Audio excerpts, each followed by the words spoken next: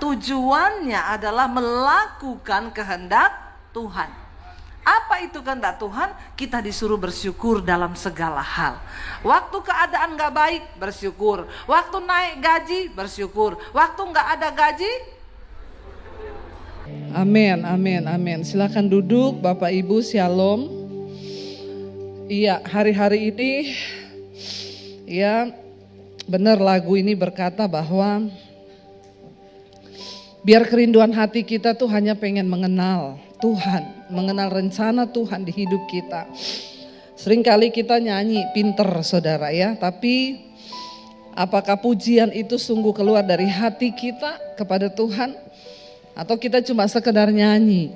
Ya, makanya kalau nyanyi di gereja tuh hati-hati loh. Ya, tadi pujiannya juga berkata senada dengan surga.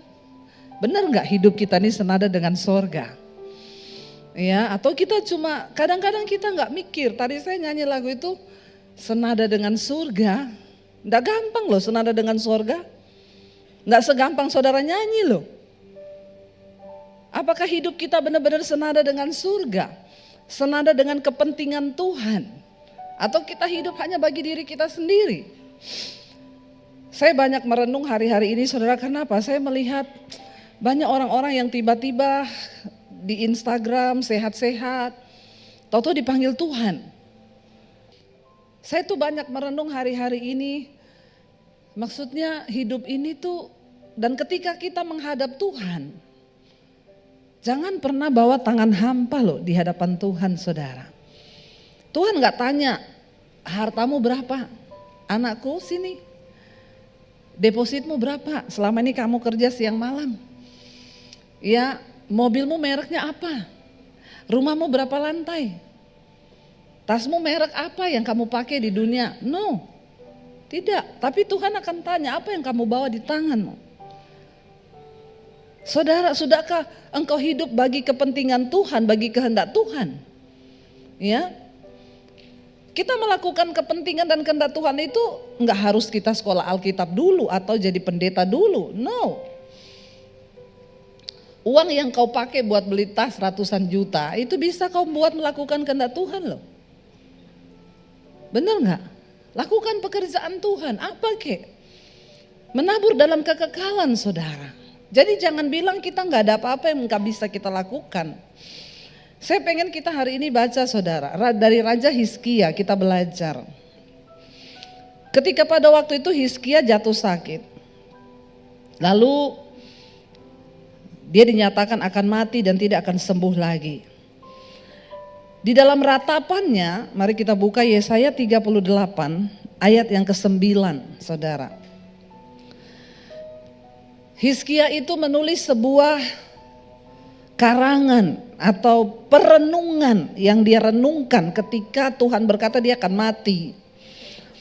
Yesaya 38 ayat 9 ditulis di sana, karangan Hizkia, Raja Yehuda sesudah ia sakit dan sembuh dari penyakitnya. Ayat 10, aku ini berkata dalam pertengahan umurku, aku harus pergi ke pintu gerbang dunia orang mati. Aku dipanggil untuk selebihnya dari hidupku. Aku berkata, aku tidak akan lagi melihat Tuhan di negeri orang-orang yang hidup. Aku tidak akan melihat seorang pun lagi di antara penduduk dunia. Ternyata saudara memang pergumulan jiwa yang terbesar itu ketika orang itu diperhadapkan dengan kematian. Tapi sayangnya banyak orang itu tidak pernah merenung akan hal ini. Karena dia merasa dia sehat-sehat aja. Ya, kiamat kecil bagi kita itu adalah kematian saudara. Ya, jangan menunggu nanti kiamat besar akan datang loh. Kiamat kecil itu mati loh. Ya, mati. Jadi Hizkia dia merenung ketika dia sudah divonis mati, jangan tunggu divonis dokter mati dulu baru saudara merenung. Amin. Sekarang ini loh, renungkan, benar-benar renungkan. Loh benar, jangan pikir umur panjang kita ini saudara. Sehat terus ya atau apa. Sehingga orang tuh sombong hidup tanpa Tuhan, tanpa pernah memikirkan kehendak Tuhan, tanpa pernah memikirkan rencana Tuhan atas hidupnya. Ada loh orang-orang tuh yang hidup enggak pernah mikir. Tapi saya percaya sini semuanya mikir, amin. Ya, apa yang saya lakukan bagi kehendak Tuhan? Hizkia merenung, dia bilang selebihnya Tuhan akan mengambil aku dan aku akan pergi ke pintu gerbang dunia orang mati dan aku akan dipanggil untuk selebihnya dari hidupku. Tapi satu hal yang dia renungkan gini, aku tidak akan melihat Tuhan lagi di negeri orang-orang yang hidup. Ya, itu yang menjadi pergumulan bagi Hizkia, saudara, ketika dia divonis akan mati. Aku tidak lagi melihat seorang pun di antara penduduk dunia. 12, pondok kediamanku dibongkar dan dibuka seperti kemah gembala, seperti tukang tenun menggulung tenunannya. Aku mengakhiri hidupku, Tuhan memutuskan nyawaku dari benang hidup. Dari siang sampai malam engkau membiarkan aku begitu saja. Aku berteriak minta tolong sampai pagi. Bayangkan saudara ya. Dikatakan seperti singa demikianlah Tuhan menghancurkan segala tulang-tulangku. Dari siang sampai malam engkau membiarkan aku begitu saja. Seperti burung layang-layang demikianlah aku menciap-ciap, suaraku redup seperti suara merpati. Mataku habis menengadah ke atas. Ya Tuhan, pemerasan terjadi kepadaku, jadilah jaminan bagiku. Ayat 15 saudara. Apakah yang akan kukatakan dan kuucapkan kepada Tuhan? Bukankah Dia yang telah melakukannya? Aku sama sekali tidak dapat tidur karena pahit pedihnya perasaanku. Tidak ada yang lebih pahit dan pedih bagi seseorang ketika saudara dia itu sedang dikatakan akan mati. Saudara, kalau hari ini Tuhan bilang sama kita, minggu depan engkau akan mati. Berapa banyak yang siap? Ayo, jangan senyum-senyum. Anggaplah ini benar ya. Kalau Tuhan tanya loh, ya saya tuh kemarin juga dapat berita duka. Ada yang bilang, Bu Debi, ingat nggak bapak ini?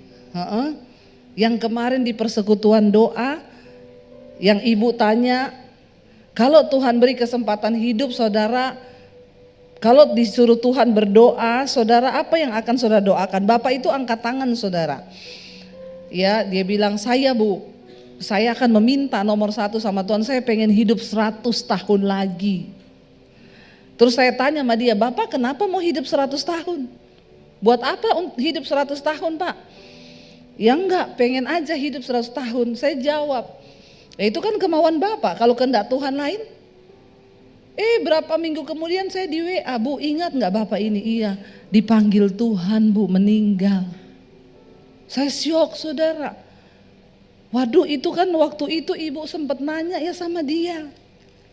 Jadi kalau saya bertanya begini ya mungkin ada yang benar juga. Saya tidak menakut-nakuti saudara. Tolong renungkan ya, renungkan loh. Karena hidup ini gak ada yang tahu, benar gak ada yang tahu. Kalau Tuhan bilang minggu depan kita akan dipanggil, loh berapa banyak yang sudah siap? Berapa banyak yang belum siap?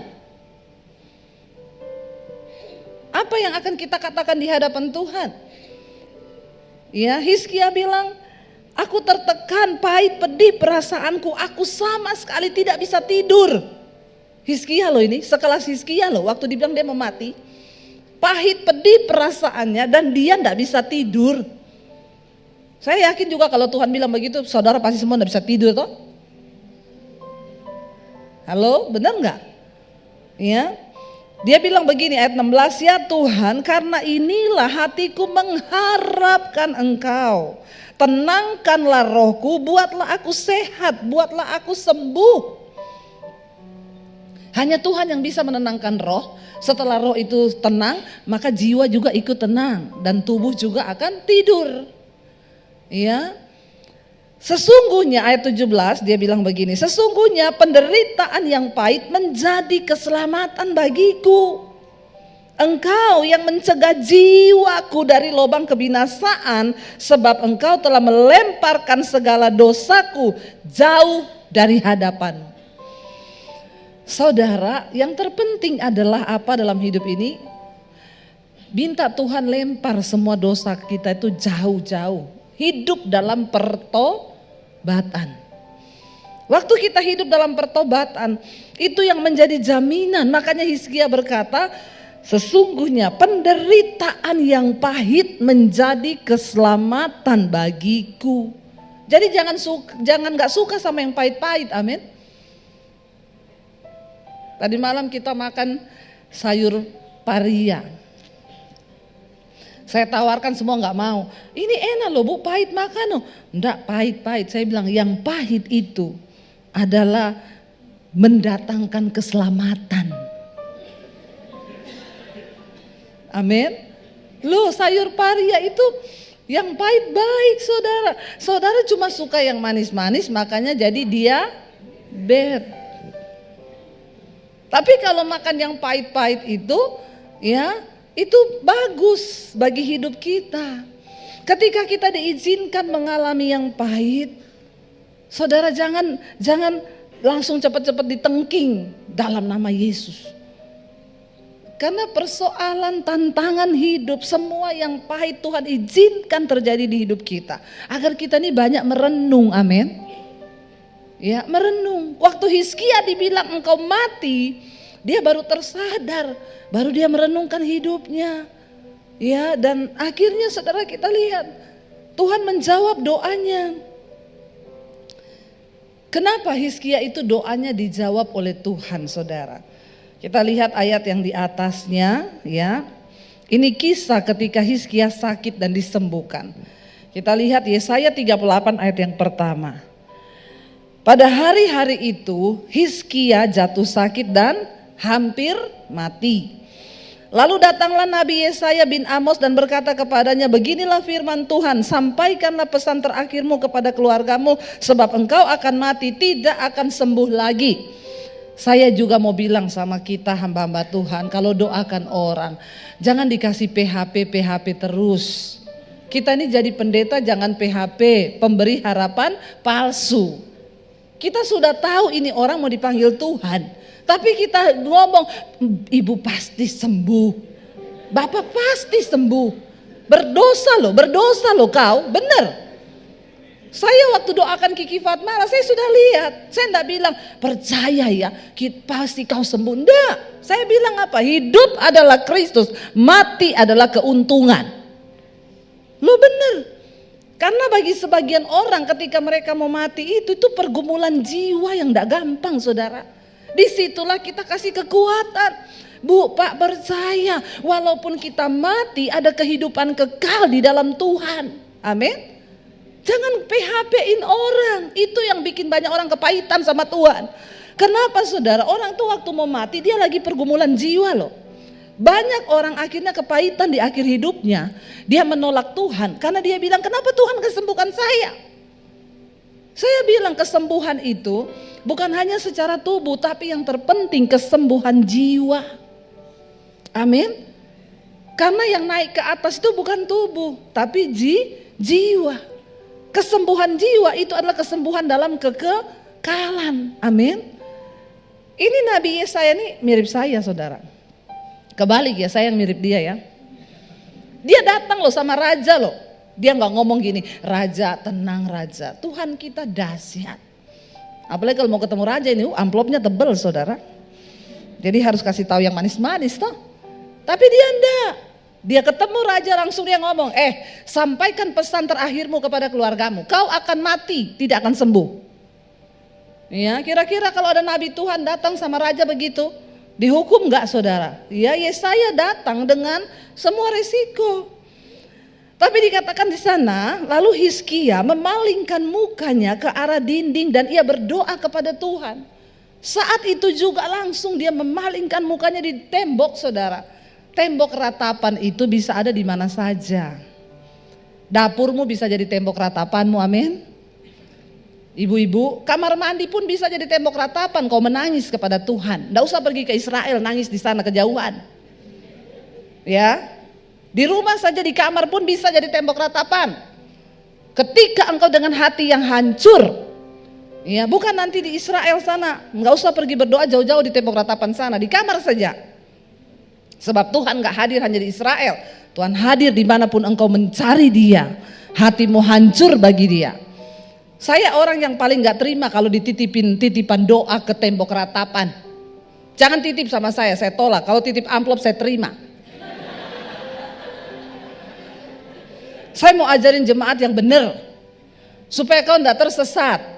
Dipikir setelah kita ke Israel dititipi doa, digulung-gulung ke sana, terus Tuhan dengar doamu waktu diselipin di tembok ratapan. Hello, kalau kau tidak bertobat, biar mau kau bawa 1000 tuh formulir doa, nggak ada yang naik sampai ke sorga.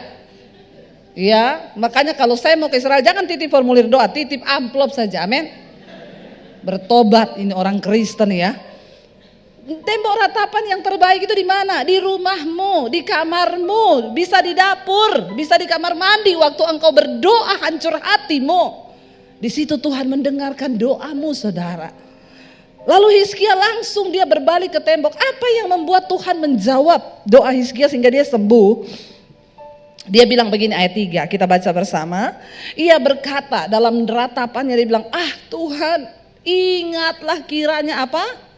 Bahwa aku telah hidup di hadapan-Mu dengan setia, dengan tulus hati, dan dengan bahwa aku telah melakukan apa yang baik di mata-Mu. Kemudian menangislah Hizkia dengan sangat. Saudara, adakah Tuhan mendapati alasan untuk dia memperpanjang hidupmu di dunia ini? Ya, bapak-bapak, kalau engkau cuma sibuk selingkuh, bersinah, engkau nangis, Tuhan, ingatlah aku ini tukang selingkuh. Ingatlah Tuhan, aku ini hidup dengan tidak tulus hati. Langsung malaikat bilang, saya cabut sekarang nyawamu. Saudara, biar Tuhan itu menemukan alasan di hidup kita. Karena kita hidup melakukan kehendak Tuhan. Hizkia adalah raja yang takut akan Tuhan. Raja-raja Israel semuanya jahat, membangun penyembahan berhala. Tapi Hizkia waktu dia naik, dia robohkan semua bangunan-bangunan penyembahan berhala, tugu-tugu berhala dari bangsa Israel. Dia membawa bangsa itu kembali kepada Tuhan. Dan dia hidup melakukan kehendak Tuhan. Enak? Enggak enak bagi daging. Tapi kalau itu yang Tuhan mau, roh kita bersuka cita. Hizkia bilang, Tuhan pertimbangkan loh. Aku ini hidup dengan setia di hadapan-Mu. Aku tuh melakukan apa yang baik di mata-Mu. Dan aku ini melakukan kehendak-Mu Tuhan. Lalu saat itu dikatakan dia menangis dengan sangat. Dan kita tahu bersama Alkitab berkata Hizkia diberi perpanjangan umur berapa lama? 15 tahun. 15 tahun itu tidak 15 tahun untuk dia melakukan kehendak Tuhan. Dipotong tidur 8 jam. Makan, berarti satu hari 24 jam. Potong separuh lah untuk kita makan, untuk kita tidur 8 jam, untuk kita ngapa-ngapain. Berarti kalau 15 tahun hanya 7 tahun loh. Itu enggak lama loh. Saudara, ingat umur ya, makanya ada pepatah bilang ingat umur Pak, ingat umur ya. Engkau yang hidup tidak melakukan kehendak Tuhan, bahaya saudara. Hizkia berkata begini, kenapa dia bilang dia ingin hidup lebih lagi di hadapan Tuhan. Kita lanjut tadi ayat yang ke-17, ayat 18 ya. Dia bilang begini saudara, ayat 18, Hizkia berkata begini. Sebab di dunia orang mati ya, sebab dunia orang mati tidak dapat mengucap syukur kepadamu Tuhan. Kalau saudara masih hidup, banyak-banyaklah mengucap syukur. Nggak usah banyak bersungut-sungut. Karena kalau kau sudah mati, kau sudah nggak bisa mengucap syukur lagi sama Tuhan. Amin. Apapun persoalan hidup kita, apapun masalah yang kita hadapi, banyak-banyak bersyukur. Karena kalau udah mati nggak bisa lagi orang mati bersyukur sama Tuhan. Waktunya kita bersyukur itu kapan? Sekarang. Saat kita diberi hidup, nggak usah banyak mengeluh. Makanya saya suka kalau orang datang, Bu, hidup saya ini berat, Bu, begini. Jadi mau hidup atau mati? Tak doakan sekarang. Kalau udah nggak sanggup hidup lagi, didoakan biar mati ya Tuhan, cabut sekarang nyawanya. Jangan Bu, saya masih pengen hidup, bersyukur, amin.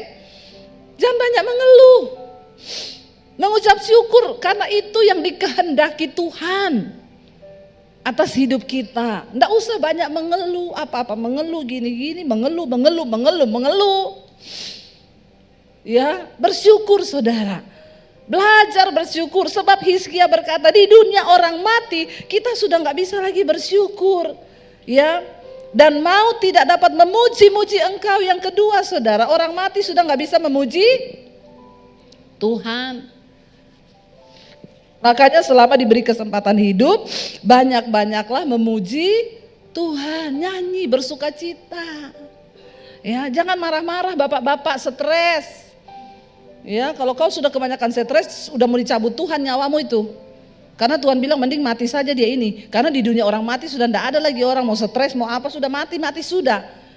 Jadi kalau hari ini diberi hidup, banyak bersyukur, amin. Banyak memuji Tuhan, amin. Ya, waktu sakit, waktu apa, nyanyi aja, hati yang gembira adalah obat, amin. Nggak usah ratapi hidupmu, ya. Ketika apapun Tuhan izinkan terjadi, yang pahit bilang Tuhan, yang pahit itu baik bagi kesehatan jiwaku, supaya aku selamat, ya. Dia bilang di sana, orang-orang yang turun ke liang kubur tidak menanti-nanti akan kesetiaanmu. Di dunia orang mati kita sudah nggak bisa melihat kesetiaan Tuhan. Kita nggak bisa lagi bersaksi bagi kebesaran nama Tuhan. Justru waktu kita hidup, ya kita bisa bersaksi tentang kesetiaan Tuhan dalam hidup kita. Makanya hidup ini harus sungguh-sungguh dengan Tuhan. Ayat yang ke-19, tetapi hanyalah orang yang hidup, dialah yang mengucap syukur kepadamu. Lihat kanan kirimu, bilang masih hidup toh? Bersyukur. Ya, bilang, kau masih hidup kan? Bersyukurlah kau, ya. Ternyata tanda bahwa kita masih hidup ini, kita ini masih bersyukur. Amin. Ya, jangan banyak bersungut-sungut. Kalau masih ada napas, bersyukur. Saya kemarin saudara lagi pelayanan di Surabaya, ada ibu-ibu datang, dia masuk ke ruang, ada pengerja gereja bilang, Bu, di luar ada satu jemaat mau ketemu ibu, boleh enggak? Dia datang khusus dari Balikpapan loh, karena ibu khotbah hari ini. Oh iya, dia katanya pengen banget ketemu ibu, ada yang dia mau sampaikan, pesan dari suaminya. Suaminya sudah meninggal 2 bulan yang lalu. Oh ya suruh masuk. Ibu itu masuk, begitu ketemu saya dia peluk saya saudara, dia nangis saudara.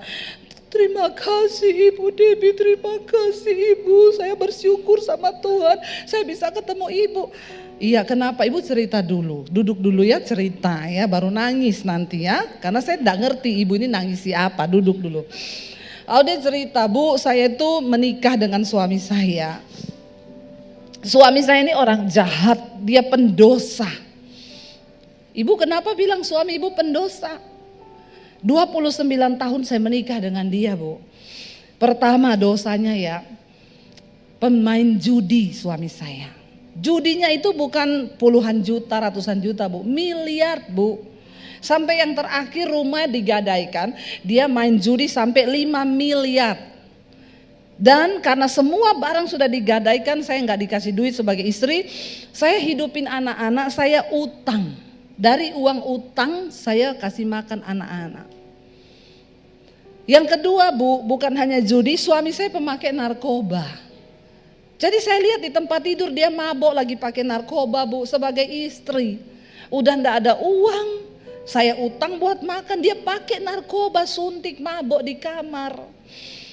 Yang ketiga, Bu, kenapa saya bilang dia pendosa? Satu kali saya lihat di Instagram ada perempuan foto sama suami saya, sama pegang 2 anak.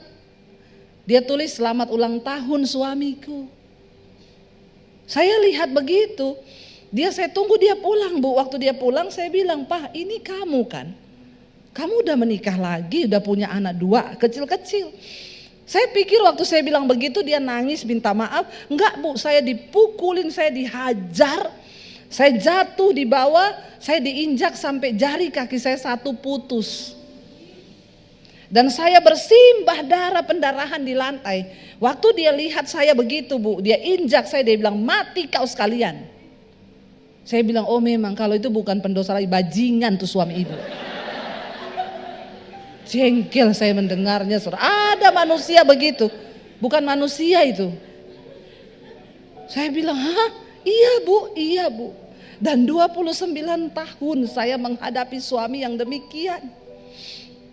Setiap hari yang menguatkan, saya temukan khotbah ibu 2019.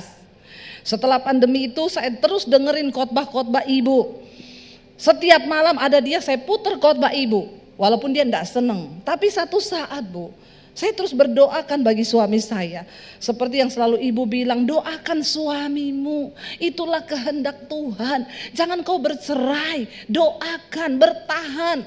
Saya mencoba melakukan. Terus satu saat dia dengar khotbah ibu sendiri. Lalu Tuhan jamah dia bertobat, Bu. Sejak hari itu saya bingung. Dia malah yang lebih tiap hari dengerin khotbah ibu. Satu hari itu bisa 6-7 jam khotbah ibu semua diputer. Dia lagi kerja di hotel di mana, dia kirimin video, "Mah, lagi denger Debbie Basir." Ya, dia mengalami perubahan hidup yang begitu luar biasa, Bu. Dia bertobat sungguh-sungguh. Dia mengasihi saya, kami setiap malam berdoa.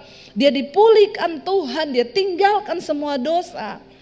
Tapi Bu, setelah dia bertobat 1 tahun, dia tuh kepengen banget loh ngomong, "Nanti kalau Bu Debbie khotbah di mana kita datang ya. Saya pengen ketemu Bu Debbie, saya pengen ngomong terima kasih karena lewat khotbahnya saya boleh mengalami Tuhan."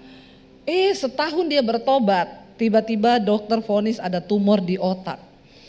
Dan dia akhirnya dioperasi 2 bulan yang lalu, Bu. Setelah operasi, suami saya menghembuskan nafas yang terakhir.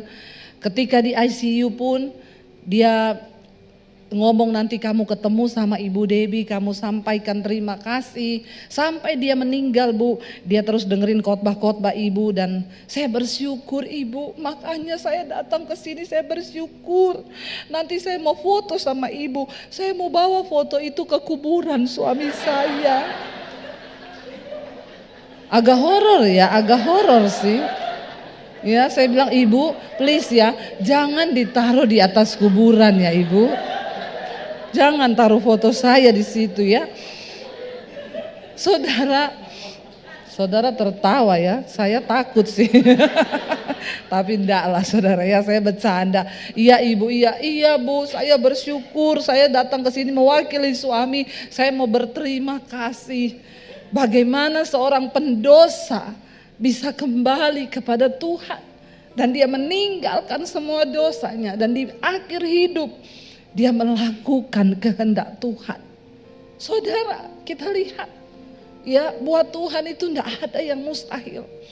Saya mendengar begitu banyak kesaksian orang-orang yang tadinya pembunuh, ya semalam saya dengar kesaksian orang yang pernah mutilasi orang bertobat. Ya, dan dia sungguh-sungguh menyerahkan hidupnya kepada Tuhan, melakukan kehendak Tuhan. Saya bilang sama ibu itu, "Bu, coba kalau ibu tidak melakukan kehendak Tuhan, ibu ceraikan suamimu. Tidak akan pernah ada seseorang pendosa yang kemudian bertobat. Dan Tuhan tahu batas pertobatannya sudah 1 tahun aja, terus dipanggil. Karena kalau kelebihan mungkin bisa balik lagi. Orang begini ini setan gak suka loh kalau dia bertobat. Dan Tuhan tahu batasannya sampai di situ. Ya, dan saya melihat saudara, bagaimana indah hidup kita ketika kita ini sungguh-sungguh mau hidup bagi kepentingan Tuhan. Mari kita sama-sama berjuang. Ingat, di dunia orang mati kita gak bisa bersyukur. Di dunia orang mati kita gak bisa lagi menceritakan kesetiaan Tuhan. Kapan waktunya kita mengalami Tuhan? Sekarang di hidup ini. Sepahit apapun yang engkau alami. Tadi Hizkia berkata, penderitaan yang pahit itu menyelamatkan jiwaku. Alami Tuhan saudara. Saya percaya ya, sebagai anak Tuhan, orang percaya, tentunya goal dari kekristenan kita itu adalah melakukan kehendak Tuhan. Amin apa amin? Ya, kita hidup bukan untuk mencapai apa yang kita mau, tapi kita hidup untuk mencapai apa yang Tuhan mau. Itulah kesuksesan bagi seorang yang percaya kepada Tuhan. Kita hidup bukan melakukan apa yang kita kehendaki, tapi kita hidup untuk melakukan apa yang Tuhan kehendaki. Kenapa saudara ke gereja? Kenapa saudara mendengarkan firman Tuhan? Nggak usah lihat orang yang lagi cari tempat duduk, kepo semua. Lihat saya saja, amin. Ini jemaat memang ya, kebiasaan cuma orang lewat dilihati. Akhirnya gagal fokus. Nanti kalau saya sudah baca ayat, itu tadi ayatnya di mana ya? Gara-gara lihat orang lewat, biarin aja lagi cari tempat duduk. Nggak usah jangan gagal bilang kanan kirimu, jangan gagal fokus. Perhatikan firman Tuhan. Ya, soalnya saudara nggak lihat 1 menit saja sudah kehilangan inti dari pembicaraan kita ya. Jadi saudara, tadi apa yang saya bilang? Udah nggak tahu kan, gagal fokus sudah. Hidup ini bukan soal mencapai apa yang kita inginkan, tapi apa yang Tuhan. Itu intinya pembicaraan kita tadi. Karena keberhasilan atau kesuksesan seorang percaya bukan waktu engkau dapat semua yang kau mau, tapi ketika waktu engkau dapat apa yang Tuhan mau dalam hidupmu, ya, dalam hidup kita. Nanti kita akan berbicara saudara ya. Kenapa kita ke gereja? Kenapa kita berdoa? Kenapa kita baca firman? Supaya kita mengerti kehendak Tuhan. Ya, Yesus berkata, makananku ialah melakukan kehendak Bapa yang mengutus aku. Nah, kita makanannya apa? Rujak cingur, Bu. Ya. Makanannya Yesus bilang, makananku adalah melakukan kehendak Dia yang mengutus aku. Biar itu juga menjadi pemahaman dan prinsip kita di dalam mengikut Tuhan. Kalau orang sudah mengerti prinsip itu, maka bukan soal enak atau tidak enak, tetapi hidup ini soal menggenapi kehendak Tuhan. Saudara, kita baca bersama 1 Tesalonika pasal yang ke-5 ayat yang ke-18. Apa kehendak Tuhan bagi hidup kita ya? Yang utama ya dikatakan di dalam 1 Tesalonika pasal yang ke-5 ayat 18 ya. Tema khotbah saya hari ini adalah nikmatnya hidup. Siapa yang mau mengalami nikmatnya hidup? Angkat tangan, semua kan? Bicara soal nikmat itu bukan cuma yang enak, tapi juga yang tidak enak. Nikmati yang manis, nikmati yang pahit ya. Bagaimana supaya kita bisa menikmatinya? 1 Tesalonika pasal yang ke-15 ya, ini yang dikatakan firman Tuhan. Baca bersama 1, 2, 3. Mengucap syukurlah dalam segala hal, sebab itulah yang dikehendaki Allah di dalam Kristus Yesus bagi kamu. Ya, kita ini menerima Yesus sebagai Tuhan dan Juru Selamat. Setelah kita berada di dalam Yesus, apa yang Tuhan kehendaki bagi kita nih di dalam Yesus nih? Ya, menjadi kaya, Bu, mobil 1 jadi 5, rumah 1 jadi 10 ya. Bukan itu. Alkitab berkata apa yang dikehendaki Tuhan bagi kita di dalam Yesus itu. Baca lagi sama-sama 1, 2, 3. Mengucap syukurlah dalam segala hal, sebab itulah yang dikehendaki Allah di dalam Kristus Yesus bagi kamu. Ya, kalau baca ayat ini sepintas biasa saja saudara. Tetapi ketika kita membaca dan ya kita mendapat keterangan, maka luar biasa ayat ini.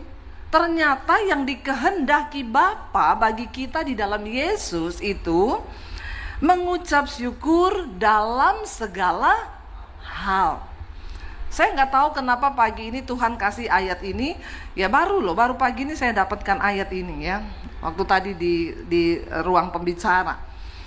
Ya, dikatakan mengucap syukurlah dalam segala hal. Bukan dikatakan mengucap syukurlah dalam hal yang baik. Sering kali kita mengucap syukur, ya kalau apa saudara, ya naik pangkat, mengucap syukur. Mengucap syukur kalau apa, dapat jodoh, mengucap syukur. Mengucap syukur kalau apa, naik rumah baru, mengucap syukur.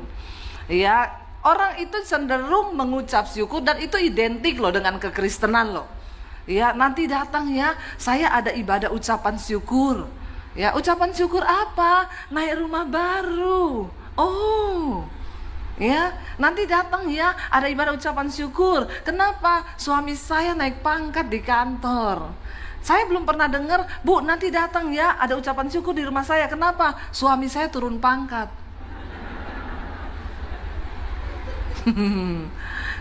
Halo? Padahal yang dikehendaki Tuhan itu apa? Nah, berarti boleh sekali-sekali bikin ucapan syukur ya. Saya nanti malam ikut ya, kita makan-makan ucapan syukur. Kenapa? Saya putus sama pacar saya. Yang muda-muda mengucap syukur, karena berarti Tuhan kasih kamu yang terbaik. Ya, ayo kita sekali-sekali dong GSJS bikin begitu ya. Ada ucapan syukur loh. Kenapa? Saya bangkrut. Ini lain dari yang lain loh. Dan ini tuh Alkitabiah loh. Amin. Ucapan syukur apa? Suami saya bangkrut. Setelah 20 tahun bisnis berhasil terus, sekarang bangkrut. Jadi saya mau ucapan syukur. Itu pasti Tuhan nangis loh. Kenapa saudara menatap saya dengan wajah yang tegang begitu? Biasa saja ya, biasa. Jangan mengintimidasi saya. Loh, itu yang benar. Kita ini seringkali sudah terlalu sering hanya diajarkan yang enak, yang enak, yang enak, yang enak. Padahal Alkitab berkata, mengucap syukurlah walaupun di hal yang tidak enak. Karena hidup ini bukan cuma soal yang enak. Kita akan mengalami banyak hal yang tidak enak, sekalipun sudah ikut Tuhan. Makanya banyak orang Kristen datang kepada saya bertanya, Bu, saya itu udah sungguh-sungguh ikut Tuhan loh Bu, tapi kenapa ya Bu ya? Ya, saya itu mengalami bertubi-tubi yang tidak enak, begini. Loh Bu, saya itu ikut Tuhan sungguh-sungguh loh. Kok anak saya meninggal loh Bu? Loh Bu, saya ini ikut Tuhan sungguh-sungguh. Malah suami saya dipanggil Tuhan loh Bu, kenapa? Saya bilang, kita itu ikut Tuhan bukan supaya kita menikmati semua yang enak. Ingat, kita berada di dunia. Kita ada di bumi ini, ya, dunia ini nusa kambangan. Setan dibuang ke sini, kita juga dibuang ke sini.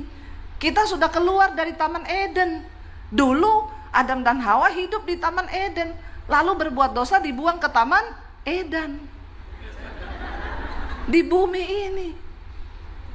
Dan Alkitab berkata dunia ini berada di bawah kuasa si jahat. Semua yang buruk ada di dunia. Jadi kalau engkau berharap ada di dunia dan engkau mau menikmati yang baik terus, itu mimpi. Kita ikut Tuhan pun akan menikmati yang tidak enak.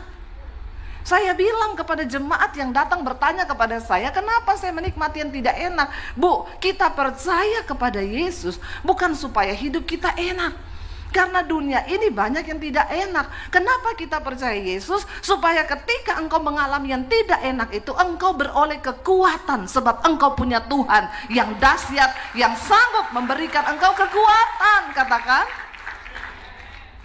mari kita punya pemahaman yang benar di dalam Tuhan, supaya engkau tidak kecewa ikut Tuhan. Saya bilang bersyukur Bu, tapi saya sakit, bersyukur. Kalau saya mati gimana Bu? Beruntung. Loh, Alkitab bilang mati itu keuntungan loh. Mati itu untung.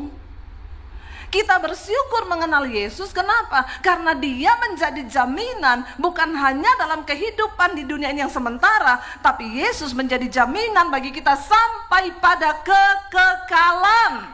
Dan itu yang dunia gak bisa beri. Katakan amin. Jadi orang Kristen itu paling enak. Enaknya apa? Di dalam Yesus itu ada jaminan. Sehingga saya banyak ketemu orang-orang datang berkata, Bu, terima kasih. Lewat khotbah-khotbah Ibu, saya mengerti rencana Tuhan. Mengucap syukur dalam segala hal.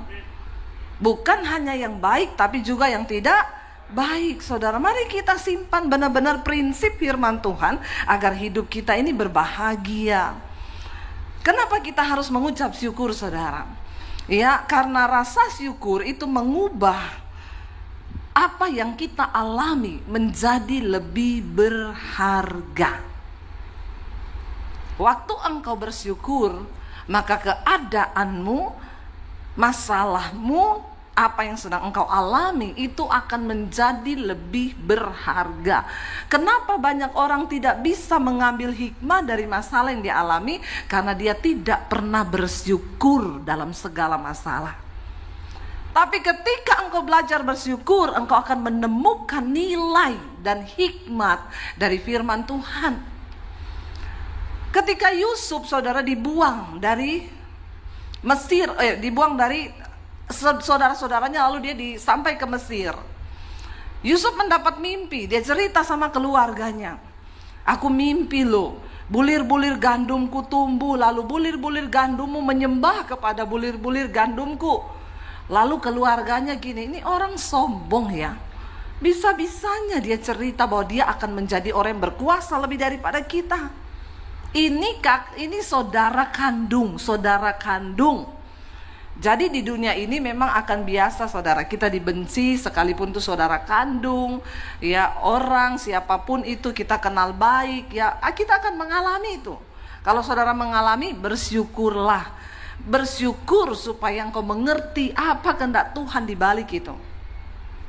Lalu mereka mau bunuh Yusuf, dibuang ke sumur. Lalu mereka pikir-pikir, kalau kita cuma buang dia ke sumur, kita nih gak dapat apa-apa ya. Mending kita jual. Kita jual dia kepada orang Mesir, jadi budak, kita dapat duit. Lebih jahat lagi kan otaknya. Saudaranya dijual supaya dapat duit. Kalau cuma dibuang di sumur, cuma mati toh, tapi nggak dapat apa-apa. Jual aja supaya kita dapat duit. Yusuf dengan lugunya ditipu oleh keluarganya, dibuang ke sumur, lalu akhirnya mereka ambil, mereka jual. Lalu mereka itu jubahnya Yusuf diambil, disembelih satu kambing domba, dikasih darah itu, lalu mereka pulang dan bilang sama Yakub, anakmu sudah mati. Ini hanya jubah yang bersimbah darah karena dia diterkam sama binatang buas. Jahat nggak keluarganya? Di antara kita sudah ada yang diperlakukan seperti itu sama keluarga kita? Belum kan? Makanya gak usah alay lebay. Cerita di Alkitab itu lebih sengsara, saudara, supaya kita belajar. Akhirnya Yusuf dijual sampai ke Mesir. Lalu singkat cerita dia sampai ke rumahnya Potifar. Dia bekerja dengan jujur dan Alkitab berkata Yusuf takut akan Tuhan, karena itu tangan Tuhan menyertainya sehingga apa yang dilakukannya Tuhan buat berhasil. Dia dipercaya sama Potifar, semuanya diberi kepercayaan. Potifar bilang, semua urusan di rumah ini, uangku, hartaku, aku berikan kepercayaan ke dalam tanganmu. Kecuali satu, jangan kamu ganggu, Nyonya Potifar. Itu di bawah kuasaku karena dia istriku.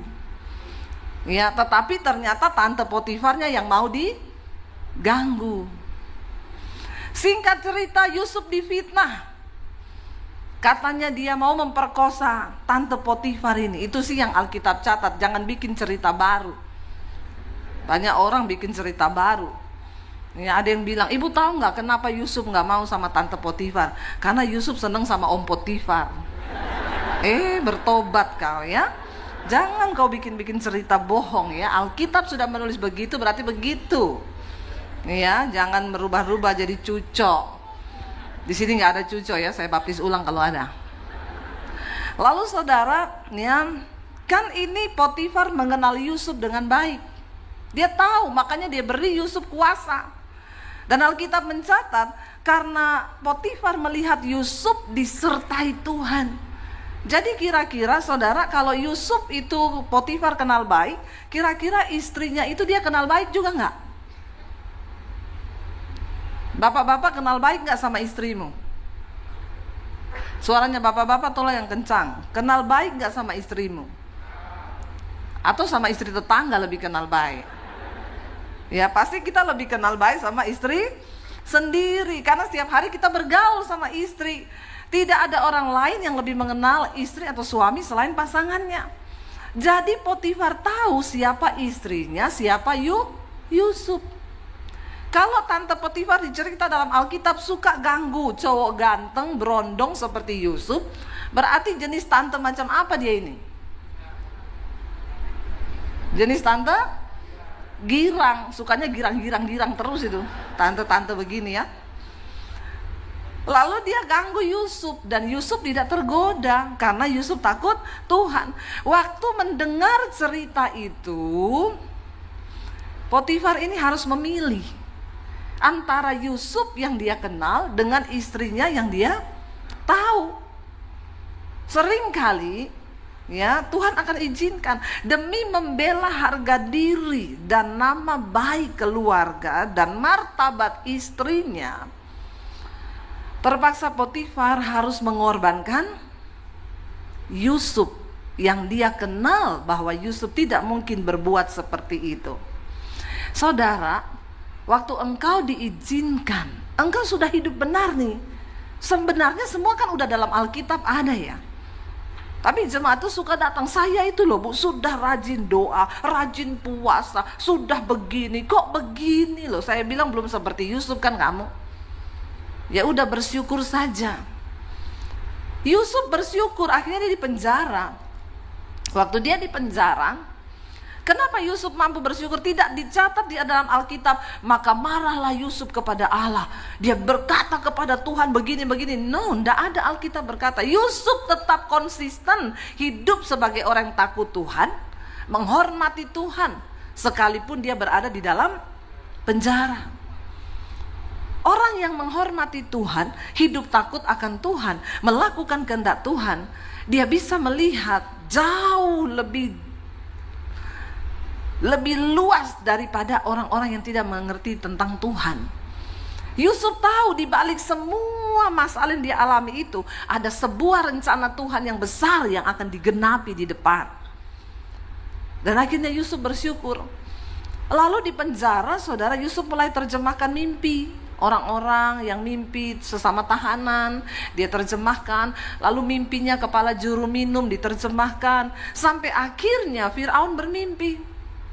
Dipanggil semua para pelihat, ahli-ahli tafsir mimpi yang ada di Mesir, semua angkat tangan, tidak bisa menerjemahkan arti dari mimpinya Firaun. Lalu kepala penjara berkata, di penjara ada orang Ibrani yang namanya Yusuf. Dia dipenjara karena mau perkosa ya istrinya Potifar. Tapi dia itu seorang yang penuh hikmat, disertai Tuhan. Mimpinya, mimpi semua orang-orang yang diterjemahkan itu terjadi. Lalu raja bilang, oh ya, panggil dia ke sini. Firaun menceritakan semua mimpinya, dan Yusuf menerjemahkan sesuai dengan hikmat Tuhan. Saudara, kalau engkau hidup melakukan kehendak Tuhan, engkau akan diberi hikmat Tuhan. Tapi lakukan kehendak Tuhan, bersyukur.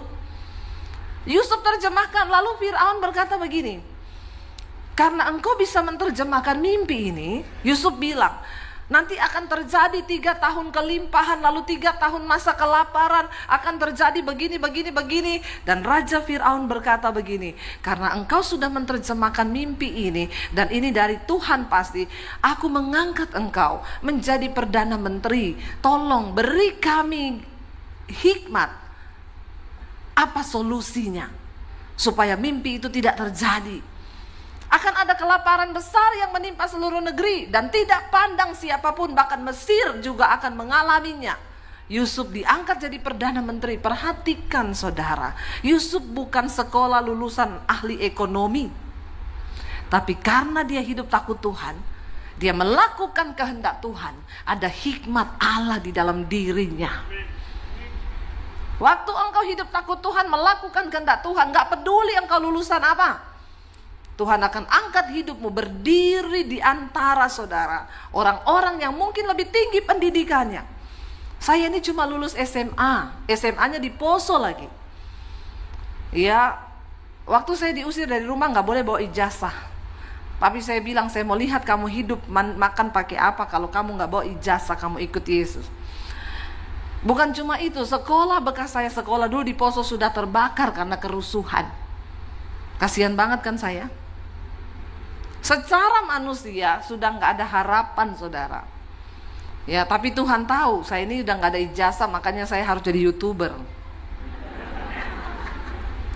Puji Tuhan, hari ini saya diundang ya ke beberapa seminar, ya ke beberapa negara. Saudara, saya melihat Tuhan tuh ajaib. Nanti bulan Mei saya akan isi seminar di Australia. Wow, kok nggak wow ya? Ini orang pandang enteng banget ya, bilang wow gitu loh, wow gitu loh, ya. Dan saya tuh cuma bertanya, siapa saya? Hari ini saudara, beberapa negara, Bu minta jadwal, Bu minta jadwal, Bu minta jadwal. Saya bilang tunggu dulu, sabar nih ya, udah penuh nih jadwal. Waktu engkau bukan siapa-siapa, tapi engkau hidup takut Tuhan, maka hikmat Tuhan penuh di dalam dirimu. Karena engkau melakukan kehendak Tuhan.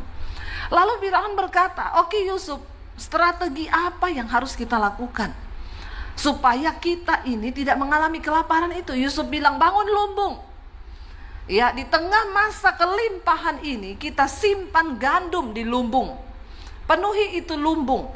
Dan benar terjadi kelaparan yang besar di seluruh negeri, kata Alkitab. Tapi Mesir menjadi negara yang aman karena mereka punya lumbung-lumbung yang dibangun oleh Yusuf. Bukan cuma itu, dari berbagai negara datang ke Mesir untuk membeli gandum di tengah masa kelaparan. Ketika keluarganya datang dan melihat Yusuf, lalu akhirnya ya Yusuf mengenali mereka. Mereka berpikir, habis kita. Pasti Yusuf balas dendam. Pasti kita dibunuh karena kita dulu sudah jahat kepada dia. Kita buang ke sumur, kita jual dia demi dapat uang. Pasti Yusuf akan balas dendam. Kenapa kita perlu bersyukur, saudara? Karena dengan ucapan syukur bisa mengubah keadaanmu menjadi sebuah sesuatu yang berharga. Mengucap syukur bisa membuat kita mengerti rencana Tuhan di balik setiap masalah yang kita alami. Keluarganya berpikir kita pasti dibunuh sama Yusuf, dia sudah berkuasa, dia punya otoritas hari ini. Kita datang membeli gandum. Ketika keluarganya sudah ketakutan bertemu dengan Yusuf, Yusuf memeluk saudara-saudaranya. Dia mencucurkan air mata dan mereka berkata, Yusuf, maafkan kami karena kami sudah berbuat jahat kepadamu. Yusuf berkata, Allah lah yang sudah memakai engkau untuk membuang aku. Kalau aku tidak kamu buang dulu, aku tidak akan jadi Perdana Menteri seperti hari ini. Wow enggak? Kenapa kita perlu bersyukur dalam segala keadaan? Karena kita akan mengerti dengan mengucap syukur, kita bisa melihat bahwa kutuk bisa dirubah menjadi berkat. Tidak semua keadaan yang pahit di hidupmu itu benar-benar mendatangkan kepahitan. Bahkan sekalipun engkau sudah salah, lalu engkau harus membayar harga dengan kesalahan itu. Tapi waktu engkau bersyukur, belajar melakukan kehendak Tuhan itu, Tuhan sanggup mengubah kutuk itu menjadi berkat. Yusuf tahu, jadi gak ada dendam. Dulu saya pun bertanya begitu, kenapa saya diusir dari rumah jadi Kristen? Kemarin di doa malam saya sudah cerita. Ya, kenapa saya harus diusir Tuhan? Kenapa? Hari ini saya bersyukur. Tuhan terima kasih karena waktu itu saya diusir dari keluarga. Kalau saya tidak diusir, saya tidak menjadi Debbie Basir seperti sekarang ini. Dipakai di tangan Tuhan dengan begitu luar biasa Tuhan membentuk hidup saya. Saudara, belajar bersyukur di balik setiap keadaan itu pasti ada maksud Tuhan. Kalau engkau tidak bersyukur, engkau salah kehendak Bapa. Dan inilah yang dikehendaki Bapa bagimu di dalam Kristus Yesus, yaitu mengucap syukurlah di dalam segala hal. Bukan cuma yang baik, tetapi dalam hal yang tidak baik sekalipun. Bersyukur. Makanya ada yang datang sama saya, Bu Debbie doakan saya Bu. Kenapa? Puluhan tahun kami ini bisnis Bu, untung terus. Baru tahun ini kita rugi Bu. Saya bilang puji Tuhan. Dia bilang, loh kok ibu ngomong puji Tuhan? Berarti bapak dan ibu menggenapi firman. Karena Alkitab berkata, ada waktu untung, ada waktu. Itu baru Alkitabiah Pak. Kalau untung terus tidak Alkitabiah. Bersyukur bapak sama ibu rugi tahun ini. Buktinya sekarang cari saya. Kalau untung terus tidak cari, enggak cari Tuhan. Untung terus enggak cari Tuhan orang itu. Tapi ketika rugi baru cari Tuhan. Banyak orang yang begitu. Telepon saya, Bu Debbie, doakan saya Bu. Kenapa? Saya benar-benar kesulitan keuangan Bu. Rasanya mau bunuh diri Bu. Tapi tiap kali mau bunuh diri, nggak tahu muncul mukanya ibu Pret. Giliran mau bunuh diri muncul muka saya. Saya bilang, Bu, sekali-sekali kalau dapat untung 10M, muncul muka saya di mukanya ibu. Jangan cuma pas ibu mau bunuh diri saja terus muncul muka saya. Itu tuh jemaat begitu. Tapi masih puji Tuhan lah, masih muncul muka saya. Walaupun di tengah-tengah keadaan terlilit hutang, banyak masalah, mau bunuh diri, muncul muka saya. Haleluya, puji Tuhan. Nanti didoakan, kasih firman, bertobat, terima Tuhan. Untung lagi, gak ingat muka saya. Gak apa-apa, puji Tuhan, haleluya 12 kali. Biasa kan begitu tuh jemaat ya. Tapi bukan di sini, di sana, Jakarta. Di Surabaya semua baik-baik. Luar biasa. Kalau diberkati ingat Tuhan. Dapat uang ingat Tuhan. Kok gak ada amin? Insya Allah. Ya, ingat loh saudara. Ketika hidupmu diberkati, jangan lupa. Ya, banyak tuh orang itu ya, kunci untuk kita diberkati tahun ini adalah pergunakan uangmu itu dengan baik dan bijaksana. Dan jangan lupa, di balik berkatmu itu ada miliknya Tuhan dan ada juga milik orang lain. Itu cuma dititip. Cuma dititip. Ya, coba beri yang terbaik saudara. Masih ada juga orang Kristen tuh yang ngasih persembahan 2.000. Ada, saya tahu. Gak usah angkat tangan. Dan itu gak miskin banget loh. Orangnya gak miskin loh. Enggak loh, kalau miskin, biarlah memang dia terbaik, itu yang terbaik. Tuhan bilang pemberian yang terbesar di dalam Alkitab tuh dari seorang janda miskin. Memang dia cuma kasih beberapa keping. Yang lain tuh bawa dolar. Tapi Tuhan bilang terbaik itu. Kenapa? Karena dia beri semua yang dia punya. Ya. Saya naik taksi mau pelayanan, sopir taksinya kembaliin uang receh-receh 2.000, 5.000. Pak, enggak ada uang gede Pak, kenapa kembaliannya kecil? Loh, ibu mau ke gereja kan? Iya, kenapa? Biasanya orang kalau ke gereja mintanya uang kecil Bu buat kolektor. Sopir taksi tahu loh saudara. Bikin malu memang ini orang Kristen, dibikin malu saudara. Tukar uang, enggak, jangan tepuk tangan. Saya baptis ulang loh. Ngeri loh, sampai sopir taksi ngomong sama saya. Saya bilang, Pak jangan kasih saya uang 2.000-an, uang 5.000 buat apa Pak? Kasih yang gede-gede dong Pak. Loh, ibu mau ke gereja kan? Iya, biasanya orang kalau ke gereja minta uang kecil Bu, katanya buat kolektor. Sampai sopir taksi aja tahu loh. Maka nanti uang yang banyak di sorga itu uang 2.000. Uang 100.000 bilang, aku dong ada di kantongnya orang kaya-kaya. Aku dibawa di restoran mewah, aku dibawa di hotel-hotel mewah, kata uang 100.000-an. Lalu uang 10.000 bilang, saya juga banyak di kantin-kantin, uang 2.000 minder.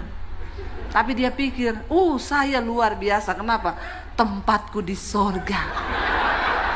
Loh kenapa? Aku banyak di kantong kolektor setiap hari Minggu.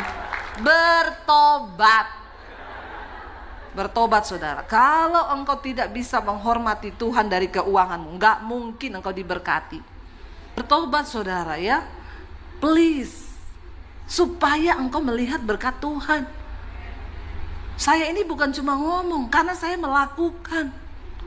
Mungkin saya miskin di mata orang, tapi aku kaya di mata Tuhan.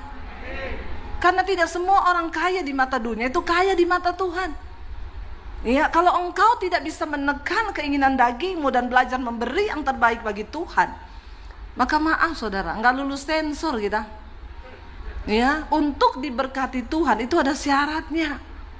Saya mau beritahu ini kunci dari ya hidup kita diberkati Tuhan tuh di sini. Bukankah Alkitab berkata, ya barang siapa yang memberi dia akan diberi. Barang siapa menabur. 2023 orang berkata ini tahun resesi, tahun kegelapan, tahun kesuraman, akan terjadi banyak hal yang di luar dugaan kita. Saya mau bilang, bagi orang yang cinta Tuhan, yang berani menabur bagi Tuhan, engkau akan melihat hidupmu, keuanganmu akan diberkati oleh Tuhan.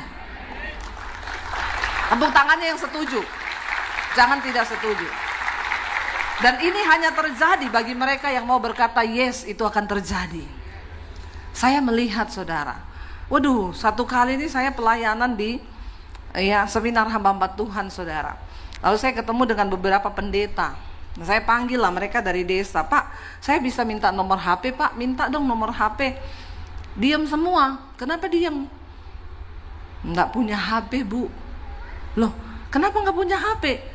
Di tempat kalian pelayanan di desa nggak ada sinyal. Bukan bu. Lah terus mau beli HP pakai apa? Kita ini perpuluhannya cabai, tomat, bawang.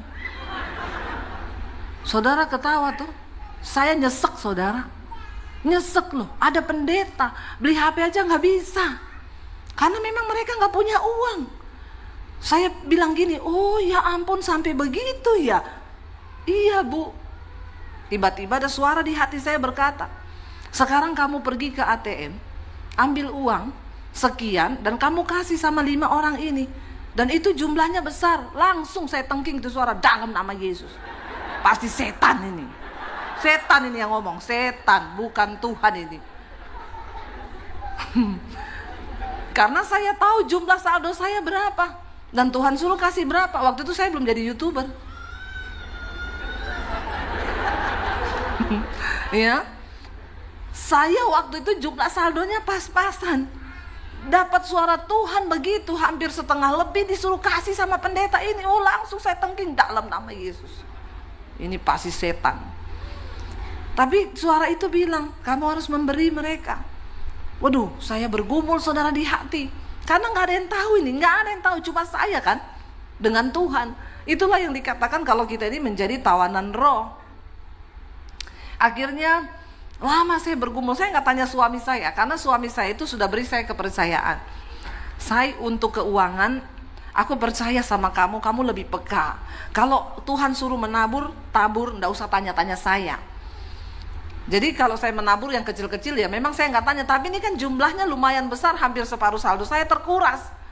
Waduh, ini saya kalau tanya pasti suami saya bilang, jangan, itu bukan suara Tuhan. Nah, repot, karena bapak-bapak itu lebih pakai logika. Ya, logikanya lebih jalan daripada perempuan. Perempuan tuh pakai perasaan. Jadi saya nggak tanya dia. Tuh saya minta orang di gereja situ, Mas, bisa tolong antar saya nggak ke ATM terdekat? Mau apa bu? Saya ada keperluan. Tapi naik apa ya? Naik motor aja, motor biar cepet. Ya udah saya naik motor saudara. Sampai di ATM saya masukin kartu, saya tarik jumlahnya gitu, ditulisan di ATM, maaf, uang di ATM ini tidak cukup. Ya, jadi bukan di rekening saya, di ATM-nya tuh nggak cukup uang segitu. Saya bilang puji Tuhan. Berarti bukan dari Tuhan memang. Lalu ada suara yang bilang di hati, pergi ke bank. Tarik lewat teller, saya bilang saya ndak bawa buku tabungan. Haleluya kan? Lalu suara itu bilang, pakai KTP saja. Saya bilang ini terakhir ya, saya coba ya. Kalau tidak diterima berarti memang bukan dari Tuhan, ini cuma suara hati saya. Saya pergi ke teller, Mbak saya mau tarik uang sekian.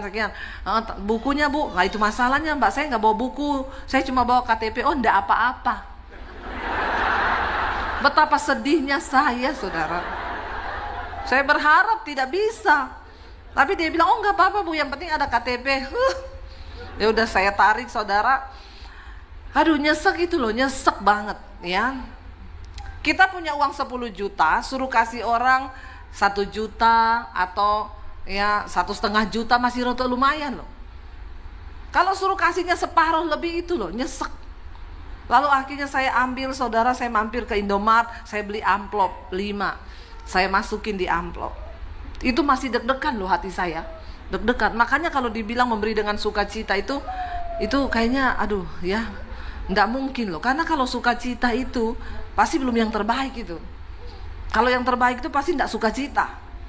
Karena ada daging yang terkoyak. Ada rasa pelit yang dihancurkan. Lalu akhirnya saya datang, saudara, saya kasih diam-diam aja, saya nggak di depan semua orang, saya kasih, saya deketi, Pak ada berkat dari Tuhan, Pak ada dari berkat dari Tuhan. Ya, yang satu ngomong, aduh Bu, puji Tuhan banget Bu, saya bersuka cita karena saya ini lagi benar-benar butuh. Dalam hati saya, lu puas saya lemes. Pendeta juga manusia, punya rasa, punya hati, jangan samakan dengan pisau belati. Akhirnya saya kasih, setelah itu saudara ya sudah selesai. Saya itu menatap ke atas sama Tuhan, saya bilang sudah Tuhan, puas. Saya mau melakukan kehendak-Mu Tuhan. Ya udah, saya pulang ke Jakarta. Saya nggak berani ngomong ke suami, dan saya juga berdoa supaya dia tidak cek jumlah saldo kita Tuhan. Kalau dia cek pasti saya dimarahin ini. Hari Minggu di Jakarta saya pelayanan di satu mall. Selesai pelayanan saya pulang, saudara. Lagi di jalan tuh ketemu oma-oma, Bu Debi. Saya nggak tahu itu oma muncul dari mana. Dia taruh amplop di tas saya. Terima kasih ya oma, saya pulang, saudara. Sampai di rumah saya buka, itu jumlah persis sama yang saya tabur, dilebihi 10%. Loh, itu Tuhan loh. Saudara, saya itu nangis loh. Saya nangis, saya bilang Tuhan terima kasih. Kalau waktu itu saya tidak peka, ternyata aku ini cuma menjadi saluran toh. Karena Tuhan berkata, akulah yang menyediakan benih bagi para penabur. Kamu itu cuma penabur, benihnya itu dari Tuhan. Ini yang seringkali tidak orang Kristen mengerti. Ya, sehingga kita itu pikir dengan kita tahan uang, kita pakai prinsip ekonomi. Semakin banyak yang kita tabung, maka semakin kayalah kita. Padahal Alkitab bilang, siapa yang banyak menabur, dia juga akan banyak menuai. Dengar ya, yang di sini yang pelit-pelit nih saya tengking dalam nama Yesus. Roh pelit pergi, ya bilang kanan kirimu, jangan pelit. Orang pelit gak masuk surga. Orang kikir gak masuk surga, saudara. Ya, saudara mau terima atau tidak, ini bagian saya menyampaikan. Kalau saudara terima, saudara tangkap itu dari Tuhan, karena ini firman Tuhan. Kadang orang bicara ngomong uang itu tabu. Enggak tabu. Yesus mensejajarkan dirinya satu-satunya dengan Mamon. Dia bilang kamu gak bisa mengabdi pada dua Tuhan, pada Allah dan pada Mamon. Berarti sangat berbahaya kalau saudara tidak mengerti kebenaran tentang uang. Ya, saudara, akhirnya saya belajar sampai hari ini. Saya belajar, Tuhan, aku ini jadikan bendahara-Mu. Ya, dan Tuhan memberkati kami luar biasa hari ini. Saya mau bersaksi depan saudara. Ya, saya melihat bagaimana Tuhan membukakan tingkap-tingkap di langit. Awal pandemi aja kita mau jual rumah. Karena apa? Karena sudah gak ada harapan di depan. Ya, tetapi Tuhan membuka jalan dan semuanya menjadi luar biasa. Saudara, saya pengen ya kita sama-sama mengerti ini. Ya, kenapa kita harus bersyukur? Karena ketika engkau bersyukur, engkau dapat mengubah keadaan yang pahit itu menjadi sesuatu yang berharga. Ya, banyak-banyak bersyukur, saudara. Karena orang itu kalau nggak bersyukur, stres. Kalau banyak stres, itu darahnya kental, hitam, kortisolnya naik. Waktu kortisol naik, itu hormon yang mengatur metabolisme tubuh kita. Saat kortisol mau naik, kacau semua tuh. Gula darah akhirnya naik, kena serangan, kena jantung, diabetes, darah tinggi. Ya, Makanya hari-hari ini jangan banyak stres. Kenapa kita harus bersyukur? Waktu engkau bersyukur, itu hormon endorfin keluar dalam badanmu. Itu sejenis hormon penenang, sejenis morfin. Kita nggak perlu lagi cari morfin. Di dalam diri kita itu sudah ada, Tuhan ciptakan. Dan hormon itu keluar saat apa? Waktu engkau bersyukur. Benar Alkitab berkata, hati yang gembira itu obat yang manjur. Rajin-rajinlah bersyukur. Saya kemarin itu ikut terapi DNA ya, terapi ozon ya. Darah saya diambil 250 cc, dikeluarin lalu dimasukin ozon. Tadinya itu agak kental gitu, merah, lalu dikocok pakai ozon itu jadi pink, lalu dimasukin lagi ke dalam tubuh. Ya. Dan saya tanya sama dokternya, "Dok, kok ada orang darahnya itu hitam kental ya?" Itu biasanya Bu, hormon kortisolnya tinggi. Apa itu? Itu hormon stres. Orang kalau stres, tertekan, depresi, itu hormon kortisol naik, darahnya itu mengental lalu jadi hitam. Ya. Oh begitu ya Bu, iya. Jadi harus banyak-banyak, memang Alkitab berkata tuh bersyukur. Waktu engkau bersyukur, ya darahmu tuh lancar, tubuhmu sehat.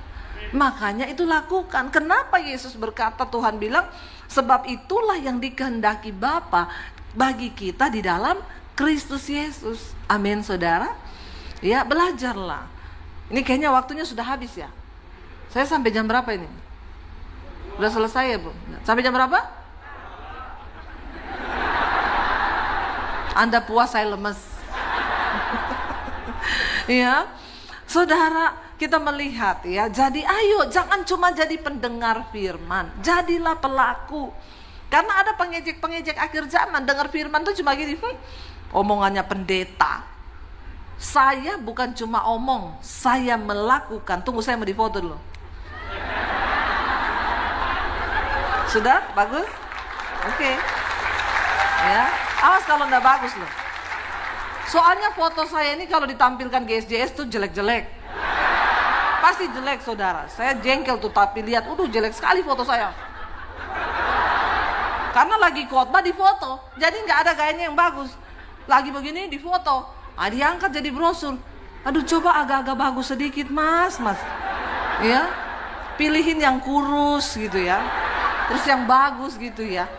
Ini setiap kali angkat tuh jelek saudara. Tapi mau protes ya wes lah. Paling dia bilang itu kan mukanya ibu.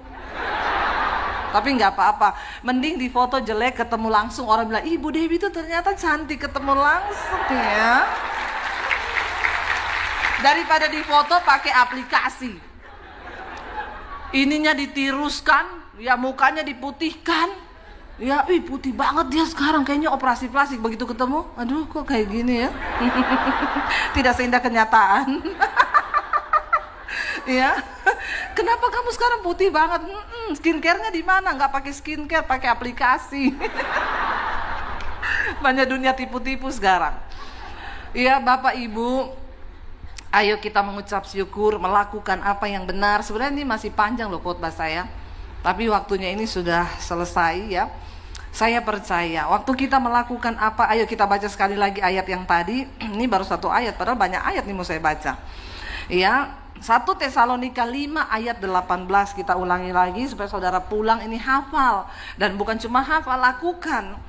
Ya, mengucap syukurlah dalam segala hal, sebab itulah yang dikehendaki Allah di dalam Kristus Yesus bagi kamu. Saya kembali lagi ke tadi yang awal saya bilang, kita ini mengikut Tuhan, poinnya, intinya, tujuannya adalah melakukan kehendak Tuhan. Apa itu kehendak Tuhan? Kita disuruh bersyukur dalam segala hal. Waktu keadaan gak baik, bersyukur. Waktu naik gaji, bersyukur. Waktu gak ada gaji, waktu sehat kita bersyukur. Waktu sakit, waktu beli rumah baru bersyukur. Waktu jual rumah, amin. Bersyukur karena ada kuasa di balik ucapan syukur. Alkitab itu ya dan amin, dan dia tidak pernah berdusta. Saya kemarin baca status satu orang pelayan Tuhan. Dia tulis begini, Valentines itu ialah manis, asam, asin, pahit tapi tetap manis. Saya komen, berarti mati rasa. Iya Pak ya? Ya, kita harus belajar mati rasa memang untuk bisa mengasihi. Ya, karena kalau ikuti perasaan tidak bisa mengasihi. Ya, ada orang bilang, sakit banget Bu, nggak bisa saya mengampuni. Ibu sih nggak tahu. Ya, suruh saya mengampuni suami ibu, nggak tahu suami saya. Saya bilang, dan saya tidak mau tahu. Karena itu suamimu, amin. Nggak usah kau kasih tahu. Itu kan pilihanmu toh. Ya, bayarlah harganya. Untuk bisa tetap mengasihi walaupun terluka. Ayat diambil dari 1 Korintus 13 ayat 7. Ya, kasih itu menutupi segala sesuatu, percaya segala sesuatu, mengharapkan segala sesuatu, sabar menanggung segala sesuatu. 1 Korintus 13 ayat yang ke-7. Kasih itu menutupi segala sesuatu. Ya, menutupi sakit hati, menutupi dosa bukan berarti kompromi. Ya, kita punya sahabat, kita punya teman, dia ya mungkin pernah dan bisa berbuat ya salah sama kita. Tetapi kasih itu sudahlah ya, enggak usah diingat. Namanya juga manusia.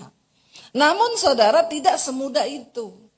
Ngomong begitu itu nggak bisa. Kenapa kita melihat sehari-hari ini, saya baca berita anak 12 tahun bunuh ibunya. Gara-gara tersinggung dilarang main HP terus. Dia sakit hati lalu dia bunuh mamanya lagi tidur. Kemarin di Bekasi anak remaja bunuh 3 keluarganya lagi tidur. Ya, karena sakit hati sering dibeda-bedakan dari kakaknya. Dia sering ditegur. Bunuhnya gimana? Jangan ditiru, ini adegan berbahaya. Dia rebus racun tikus dengan teh. Papa, mama, kakaknya lagi tidur. Lagi tidur mulutnya kebuka. Dia masukin cairannya. Jadi kan orang lagi tidur dimasukin cairan langsung apa saudara? Nelen kan, orang gak bisa napas kan. Ketelan mati tiga-tiganya. Waktu ditanya kenapa dia melakukan itu? Sakit hati. Ngeri loh saudara. Kalau kita nggak belajar tentang kasih, saya tuh ketawa kalau orang bikin status Valentine hari-hari begini tuh memang pret sih. Ya, kamu tuh nggak ngerti tentang kasih itu seperti apa. Dan kita ini tidak akan pernah bisa mengasihi yang tulus kalau kita nggak mengenal Tuhan. Karena Tuhan itu adalah kasih itu sendiri. Bagaimana mungkin kita bisa mengasihi kalau kita tidak punya Tuhan di hidup ini? Ya, nggak bisa saudara. Mengampuni ipar, mengampuni mertua, mengampuni adik, mengampuni tetangga yang julid. Ya toh? Tetangga tuh memang banyak julid ya. Kita kerja dia tidur, kita bangun rumah dia bilang pelihara tuyul itu. Ya biasa begitu saudara, maklum saja ya. Namanya juga tetangga. Tapi kita harus belajar mengasihi. Tapi kita tidak bisa mengasihi kalau kita tidak punya dan tidak mengenal Tuhan. Tapi Tuhan juga kan ada banyak sekarang. Tuhan yang mana? Kita jangan salah pilih Tuhannya, amin. Ya. Karena banyak hantu juga, ya. Tuhan yang mengasihi, Tuhan yang mengajarkan tentang kasih tentunya. Dan itu adalah Tuhan Yesus yang berkata kasihilah Pengajaran yang paling tinggi apa saudara? Ya, yang bisa berkata kasihi musuhmu. Ya, nggak ada kasih yang lebih besar daripada itu. Dan Yesus bukan cuma ngomong, tapi dia sudah melakukan kasih itu. Dia mati bagi kita ketika kita masih berdosa.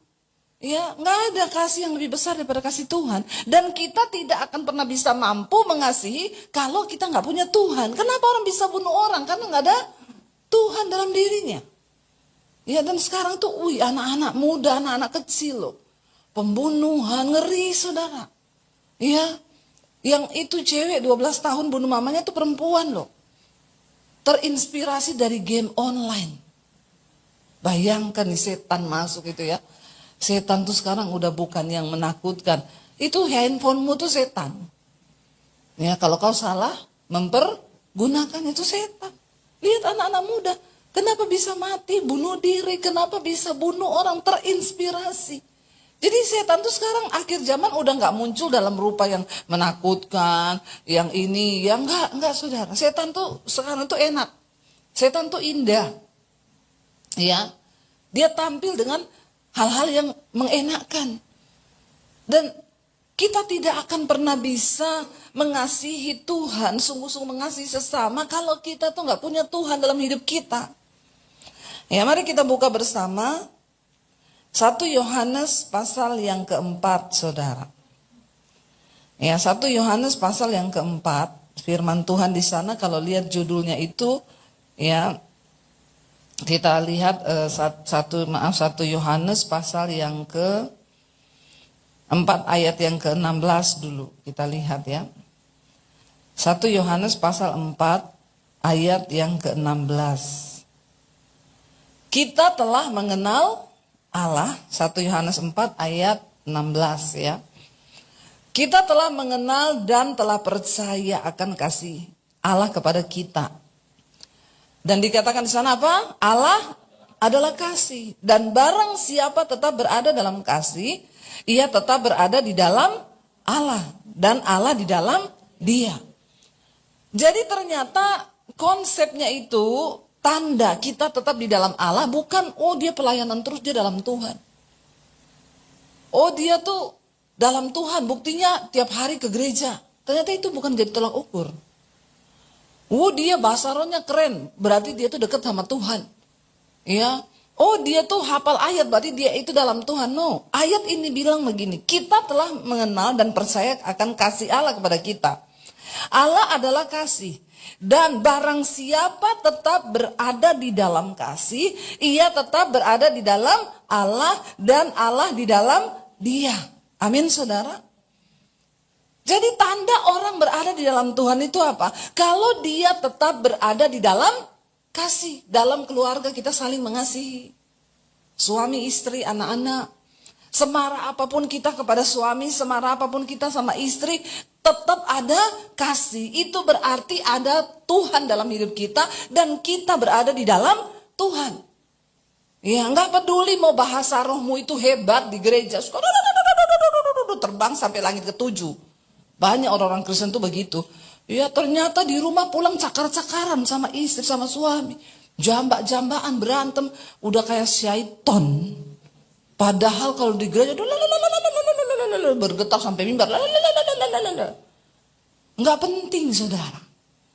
Yang terpenting ayat Alkitab bilang, Yesus berkata, apa tanda orang itu ada dalam Allah? Dan Allah dalam dia, kalau engkau tetap berada di dalam kasih. Berarti engkau dalam Allah dan Allah dalam kita. Amin saudara. Itu aja itu. Kalau engkau tidak mampu mengasihi ya keluargamu, saudaramu atau siapapun juga, maka jangan bilang engkau itu ada di dalam Tuhan. Ayat yang ke-19 bilang begini saudara. 1 Yohanes pasal yang ke-4. Kita baca ayat yang ke-18 dulu. Atau kita terusin dulu aja deh. Tadi kan 16. Sekarang ayat 17 dikatakan begini. Dalam hal inilah kasih Allah itu sempurna di dalam kita. Yaitu kalau kita mempunyai keberanian percaya pada hari penghakiman. Karena sama seperti dia juga ada di dalam dunia ini. Orang yang ada dalam Tuhan sempurna dalam kasih. Dia nggak takut hari penghakiman. Karena ada Tuhan dalam dirinya. Siapa yang takut mau kiamat? Ya, siapa yang pengen segera kiamat? Ya, siapa yang masih ada utang? Bayar dulu sebelum kiamat, amin. Saudara, ya, orang yang di dalam Tuhan, mengasihi Tuhan dan mengasihi sesama, dia nggak takut akan hari penghakiman. Dia punya keberanian percaya. Ya. Ini sudah genting katanya mau perang dunia 3, mau kiamat, mau mati listrik, mau mati lampu, mau mati ini, mau mati. Peduli amat. Kalau udah mau kiamat ya sudah Tuhan datanglah. Karena kita punya jaminan kehidupan yang kekal. Nggak usah takut, amin. Iya. Apalagi file apa tuh Epstein lah, terbukalah inilah, mengerikan, makan anak, makan bayi, makan itu. Gimana bu? Ya memang setan tuh akhir zaman tuh. Itu sudah tertulis kan? Ya, bahkan dari zaman penyembahan berhala di Israel dulu mereka mengorbankan anak-anak kan? Seks bebas, nggak usah bingung. Di dalam perjanjian lama sudah ada itu. Mereka yang menyembah dewa Baal, dewa Molok, mereka mengorbankan anaknya, dagingnya dimakan, anaknya dibakar, mereka melakukan penyimpangan seksual. Itu sudah ada dari zaman perjanjian lama di Israel dulu sudah terjadi. Bangsa itu manusia melakukan hal-hal yang jahat, yang keji seperti itu. Itu nggak heran saudara, dari zaman dulu itu anak bayi-bayi dibakar. Itu namanya penyesatan, ya. Tapi yang penting kita tidak mengambil bagian di dalamnya dan jangan ikut terseret di dalamnya. Bagian kita adalah bagaimana kita berjaga dengan iman kita hari-hari ini. Kita semakin mendengarkan firman Tuhan. Kalau ke gereja itu dengar firman, jangan lihat HP, amin. Ada yang ketawa-ketawa sendiri, saya lagi khotbah, lihat HP. Saya tahu lagi scroll ini, mending kau keluar saja. Jangan di dalam. Mengganggu pemandangan saya. Kau sudah beri waktu loh untuk datang ke gereja. Ngapain kau datang kalau kau scroll HP? Pulang aja kau tidak dengar firman, syaitan itu. Ya, yang khotbah juga terganggu lihat modelmu itu. Amin. Ya, dengar khotbah. Kau dengar khotbah aja belum tentu rohani loh. Apalagi nggak dengar khotbah. Amin, saudara. Ayo kita ini serius dong jadi Kristen. Jangan buang waktu ke gereja kalau kau tidak sungguh-sungguh dengan Tuhan. Mending tidur di rumah. Benar? Tidur aja, kau nggak bikin datu sandungan, nggak bisa bikin orang tersandung. Ya kau berdosa-dosa sendiri, masuk neraka sendiri kan. Daripada kau datang ke gereja tapi kau nggak konsen, kau main HP, kau bikin yang lain tuh terganggu. Ya. Ayat ini bilang, kalau kita ini sempurna dalam kasih, dan inilah kasih Allah yang sempurna dalam kita, kalau kita punya keberanian percaya pada hari penghakiman, hari kiamat. Itu hari penghakiman. Kita nggak takut, orang yang ada dalam Tuhan nggak bingung lagi. Ya, nggak usah bingung itu kok ya begitu ternyata mereka makan daging orang, mereka makan bayi, mereka melakukan penyimpangan seksual. Itu sudah dari zaman dulu dan Alkitab sudah tulis di akhir zaman. Akan ada penyesatan, dosa semakin merajalela. Yang penting kita yang di dalam sini tuh jangan kau ikut-ikutan, kau hidup dalam kenajisan, percabulan anak-anak muda, hati-hati. Ya, pacaran tidak kudus, kau mengikuti ya apa yang setan lagi tawarkan, bertobat ya. Ayat 18 berkata, di dalam kasih tidak ada ketakutan ya.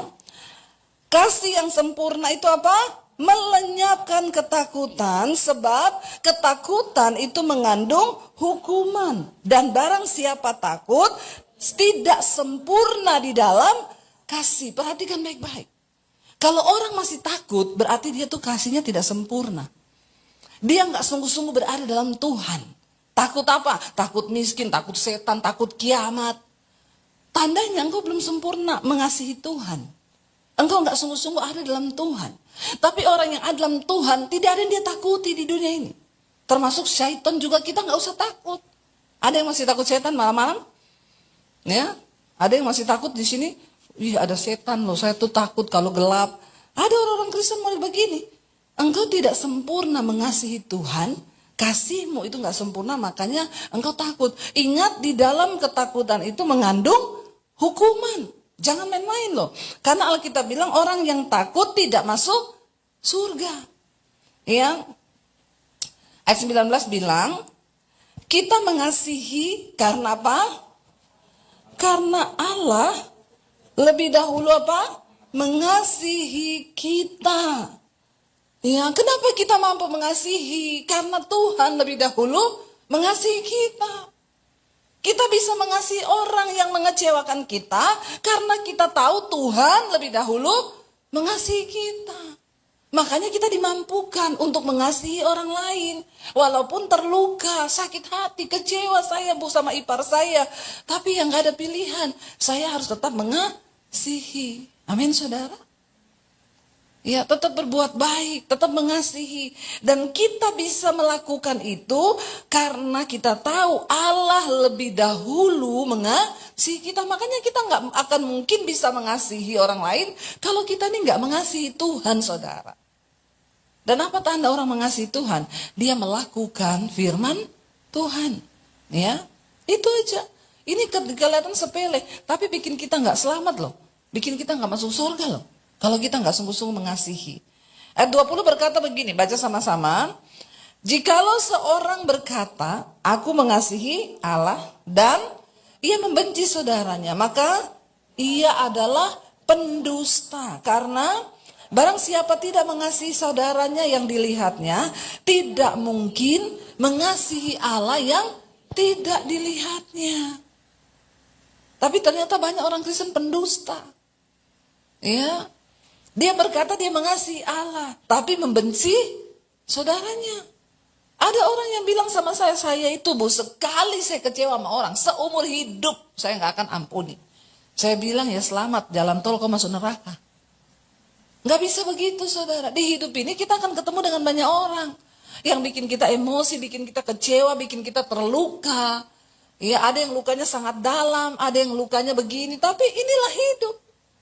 Kita harus terus belajar mengampuni supaya kita lulus. Karena jika kamu berkata mengasihi Allah tapi kamu membenci saudaramu, berarti kamu adalah pendusta. Ini hal yang kelihatannya sepele tapi bisa membatalkan keselamatan kita loh.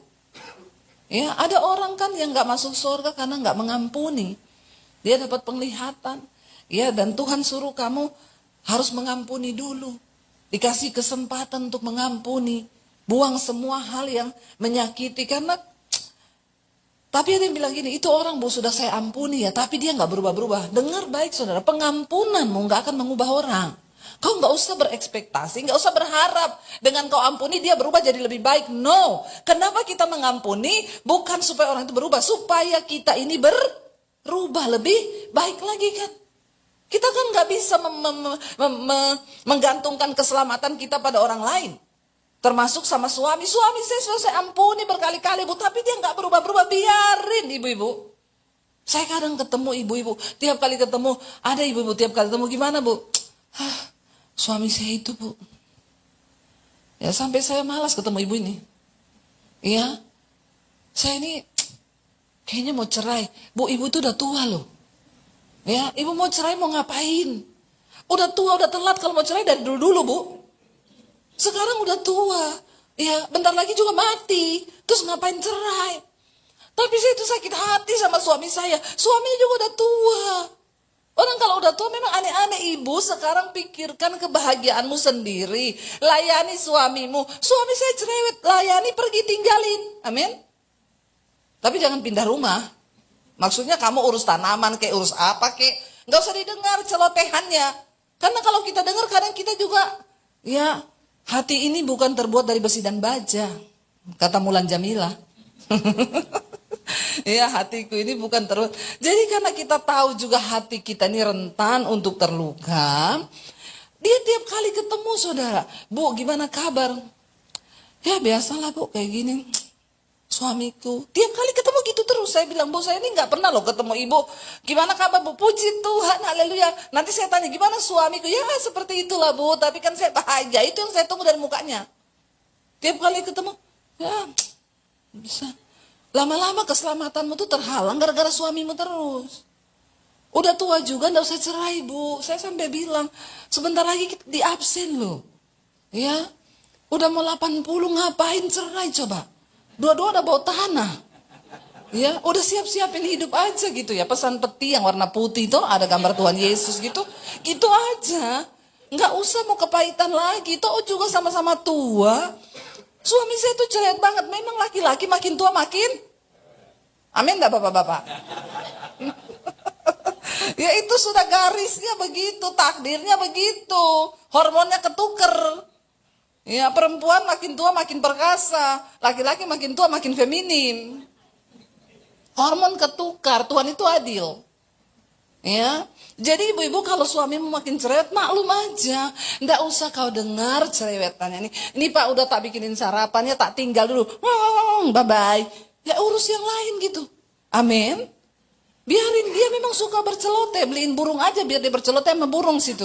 Udah tua-tua gitu pelihara burung aja gitu ya. Atau ikan gitu ya. Jadi ada pelampiasannya. Ya, ibu-ibu ngomong sama tanaman, pelihara anggrek, curhat sama anggrek ya.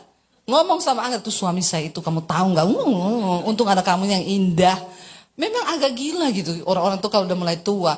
Ya karena ya emosi itu, apalagi anak nggak mau ketemu. Kita ini udah harus siap-siap loh. Saya aja sama suami kalau udah di rumah malam tinggal berdua, kita lihat-lihatan gini. Akhirnya tinggal kita berdua ya. Itu anak saya belum nikah loh. Baru kuliah. Pagi 5:30 udah berangkat kuliah. Pulang jam 7, kadang jam 8 macet, mam langsung naik ke atas. Kita berdua lah di rumah. Bersama anjing kesayangan saya. Cuma dia yang paling setia menemani kita. Anak-anak udah hilang semua. Itu kita tuh berdua lihat-lihatan. Ya belum tua-tua banget loh kita ini. Ya anak-anak juga belum pada nikah. Ini aja kita udah kehilangan mereka. Ya udah pada akhirnya kita berdua lah yang harus saling menguatkan. Ya ketawa-ketawa berdua. Ya bercanda-bercanda berdua. Lucu-lucuan berdua.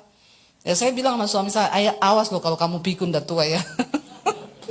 Kita juga ayo kita bertumbuh bersama. Olahraga, makan yang sehat sama-sama. Amin. Ya biar tuanya juga bahagia tuh. Untuk muda melayani Tuhan ya. Tua kayak raya mau enggak? Ya jalan-jalan pelayanan gitu kan happy gitu loh. Ya tapi kita lah yang buat kebahagiaan itu. Jangan kau kepahitan, kecewa. Belajar dari sekarang, ada sakit hati diselesaikan. Tiap hari berpelukan suami istri, amin. Amin apa enggak? Ngomong kasih, saya sama suami saya tiap hari begitu. Tadi aja ini telat, gara-gara apa udah mau pergi, pelukan dulu yuk, berpelukan kita. Saya bilang mau telat loh, nggak apa-apa kan telat karena berpelukan kita. Iya, nggak apa-apa saudara, berpelukan saling mendoakan. Itu menambah rasa kalau kau kecewa dengan anak, kecewa kalau suami istri kuat, saling bergandeng tangan, saling mendoakan. Ya rumah tangga tuh sehat, nggak ada yang terluka, nggak ada yang kecewa, amin. Ya biar kasih Tuhan penuh dalam hidup kita. Kenapa? Karena kau berkata kau mengasihi Allah, tapi kau membenci saudaramu, membenci pasanganmu, membenci anakmu, membenci iparmu, membenci mertuamu. Maka engkau adalah pendusta dan tidak ada seorang pendusta yang mendapat bagian dalam kerajaan sorga. Ini penting. Mari kita catat itu. Karena engkau tidak mungkin mengasihi Allah yang tidak kau lihat. Sementara manusia yang kau lihat saja kau tidak bisa kasihi. Berarti kau Kristen halu. Ya, tahu nggak Kristen halu? Ya, kebanyakan menghayal kau. Tidak mungkin Tuhan yang tidak kau lihat kau bisa kasihi. Sedangkan manusia, istrimu, suamimu depan mata nih. Anak depan mata nih, tidak bisa kau kasihi. Dan kau berkata kau mengasihi Tuhan yang tidak kau lihat. Bagaimana mungkin? Itu adalah pendusta. Bilang kanan kirimu, jangan jadi pendusta kau. Nggak masuk surga loh. Ya. Dan inilah perintah. Ya, dan perintah ini kita terima dari Dia. Barang siapa mengasihi Allah, ia juga harus mengasihi saudaranya. Dan kasih yang paling tulus yang bisa kita tunjukkan adalah ketika saat kita apa? Justru terluka. Saat kita dikecewakan, tapi tetap mengasihi, tetap mencintai, itu kasih. Kalau suamimu mengasihi engkau karena kau jadi istri yang baik, atau kau mengasihi suami karena suamimu baik, gak pernah pulang telat, dia kasih kau duit, terus kau kasih, itu biasa. Justru ketika suamimu menjengkelkan, tapi kau belajar mengasihi, disitulah kasih yang tulus, saudara. Kita harus melewati itu. Ya, ketika anakmu membuat kau jengkel, tapi kau tak berusaha mengasihi, itulah kasih yang sesungguhnya. Ketika iparmu bikin kau sakit hati, ya jengkel, tapi kau tetap belajar mengasihi, itulah kasih yang sesungguhnya. Saya pernah dikata-katain dulu sama saudara, dasar asu, maaf ya saudara. Saya dikatain begitu, wah sakit hati enggak saudara? Ya, dilempari pakaian di muka saya sambil dikatain begitu. Berat buat saya untuk mengampuni. Tapi saya tahu Tuhan mau saya harus mengampuni. Saya lakukan itu. Saya doakan tiap hari. Walaupun berat, saya bilang, Tuhan berat Tuhan. Tapi aku mau melakukan firman-Mu. Aku gak mau lihat dia, aku lihat Tuhan. Aku mau nurut sama firman-Mu. Aku lepaskan pengampunan Tuhan karena aku mengasihi Engkau. Kasih yang tulus itu selalu berlandaskan. Nomor satu karena kita mengasihi Allah. Kenapa kita bisa mengasihi suami yang brengsek sekalipun? Karena kita mau mengasihi Tuhan. Makanya kita mampu mengasihi suami.